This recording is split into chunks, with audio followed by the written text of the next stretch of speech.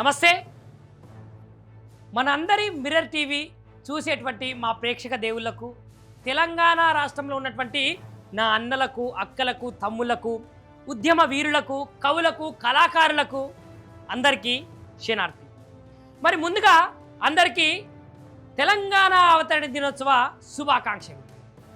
మరి నా తెలంగాణ కోటి ముక్కోటి రతనాల వీణ,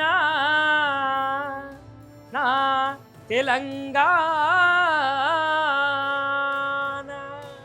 మరి తెలంగాణ గురించి, అదేవిధంగా తెలంగాణ ఎట్లొచ్చిందో, మరి తెలంగాణను ఎవరు తెచ్చిర్రో ఇవాళ మనందరికీ తెలుసు. మరి అట్లాంటి తెలంగాణ గురించి జనజాతరలో మనమంతా జయకేతనమై ఎగరాలి, జంజామారుత జన నినాదమై జయ గంటలు మోగించాలి.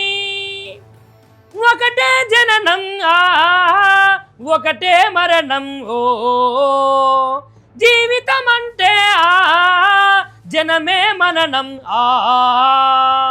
కష్టాలు నష్టాలన్నదురైన కార్యదీక్షలో తెలంగాణ, జై బోలో తెలంగాణ. జన గర్జనలా జడివానా, జై బోలో తెలంగాణ. నిలువెల్ల గాయాల వీణా. మరి తెలంగాణ రాష్ట్రాన్ని కొట్లాడి సాధించి ఇవాళ స్వేచ్ఛావాయులను అయితే మనమైతే పీల్చుకుంటున్నాం.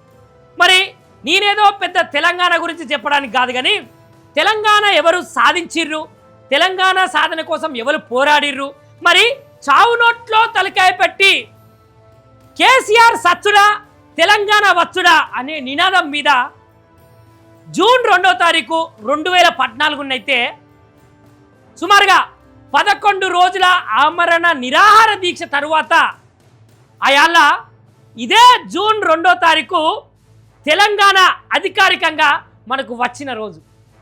మరి ఇంతటి మహత్కరమైనటువంటి తెలంగాణ రాష్ట్రంలో ఇవాళ మనము స్వేచ్ఛావాయులు పీల్చుకుంటున్నామంటే దాంట్లో తప్పకుండా కవుల పాత్ర, కళాకారుల పాత్ర, అదేవిధంగా విద్యార్థుల పాత్ర, కాలుకు గజ్జగట్టి పాట పాడినటువంటి ప్రతి ఒక్క అన్న పాత్ర, అదేవిధంగా తెలంగాణ జాతిపిత కల్వకుంట్ల కేసీఆర్ గారి పాత్ర ఎంతగానో మరెంతగానో ఉన్నది.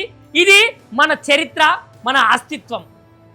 మరి అట్లాంటి తెలంగాణ గురించి అయితే ఆయాల్లో ఉన్నటువంటి కాంగ్రెస్ నాయకులే కావచ్చు, టీడీపీ నాయకులే కావచ్చు, లేదంటే ఇప్పుడు తెలంగాణకు ఉన్నటువంటి ముఖ్యమంత్రి రేవంత్ రెడ్డి కావచ్చు, మరి తెలంగాణ కోసం ఎక్కడ కొట్లాడిరయ్యా, తెలంగాణ కోసం ఏ విధంగా కొట్లాడిరయ్యా? అప్పుడు ఆంధ్ర వల్ల సంకల చేరి తెలంగాణకు ద్రోహం చేసింది ఇప్పుడున్నటువంటి ఈ తెలంగాణ రాష్ట్రంలో కూడా టీడీపీ అక్కడెక్కడ ఉన్నది కదా. ఇప్పుడున్నటువంటి ఇక్కడ ఉన్నటువంటి టీడీపీ నాయకులు, అదేవిధంగా కాంగ్రెస్ నాయకులు కాదా? తెలంగాణ ఇస్తాన్న అడ్డుపడ్డటువంటి నాయకులు వీళ్ళు కాదా? ఇవాళ ఎక్కడ పోయిర్రు?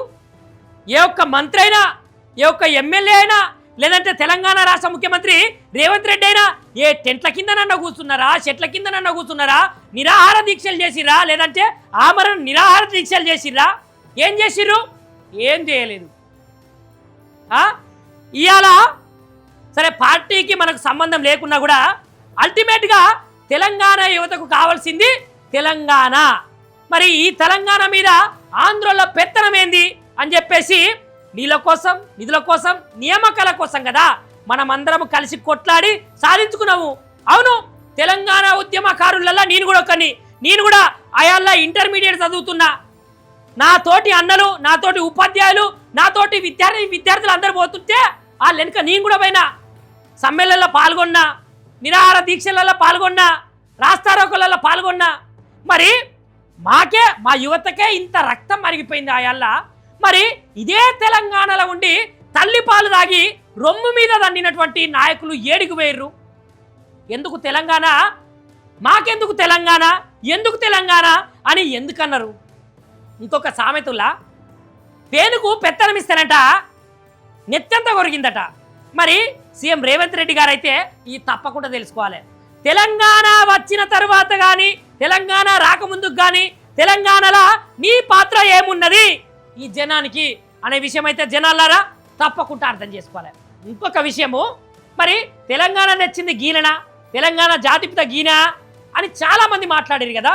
మరి ఇవాళ తెలంగాణ రాష్ట్రంలో ఉన్నటువంటి ముసలి ముతక యువతి యువకులు పెద్దలు పెత్తందారులు ప్రతి ఒక్కరి మొబైల్ ఫోన్లలో చూసుకుంటే ఇవాళ స్టేటస్ ఏమున్నది?